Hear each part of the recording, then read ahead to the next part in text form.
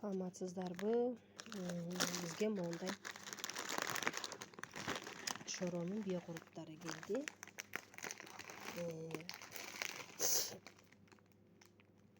Бул эми шоронун куруптарын коркпой жей берсек болот экен. Себеби баары натуральный продукциядан жасалып текшерилип чыккан экен. Бул чөбөгө куруту, мен жакшы көрүп жеген курутум. Андан кийин майда куруптар. Бүт эле биокуруптар деп аталат экен.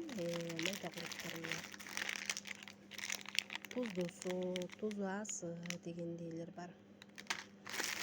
Андан кийин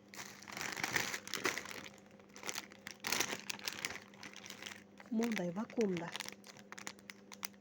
мындай пакеттин ичинде салынып, эми бул шоронун куруптарынын жакшы жери, мисалы сары майды, куруту мындай столдун үстүнө коюп эле, 1-2-3 саат коюп туруп эле, жөн эле таза идишке ачык коюп туруп эле, ары бери басып, эми балдарыбыз бар да, балдарыбыз ары бери басып ойногондо 1-2 сааттан кийин алып туруп анан күнгө жакшылап карап көрсөңүздөр, болгон кылдын баары жабышып калат да. Кыл жанагындай чаң паң деген бар. Эми 1000 үйдү тазаласаң деле чаң ойноп турат да.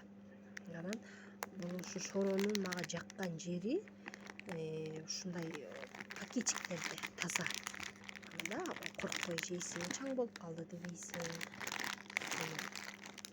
Мына булар 8 сомдон. Булары болсо ичинде көп майда 35тен. Булары болсо 6 сомдон жакында. Анан булар болсо 12 сомдон сатылат.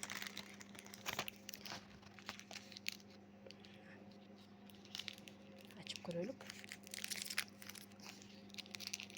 Мага ушул чөбөгө куруптар абдан жагат. Бизге кичинекей кезде апаларыбыз жасап беришчү эле го. Менин апам дагы аябай кыргыздын тамактарын жакшы жасачу. Корот, сүзмө, каймак ушундайларды жеп чоңойгом. Бээнин сүтүн дегендей. Карасаңыздар, чөбөгө менен жасалган.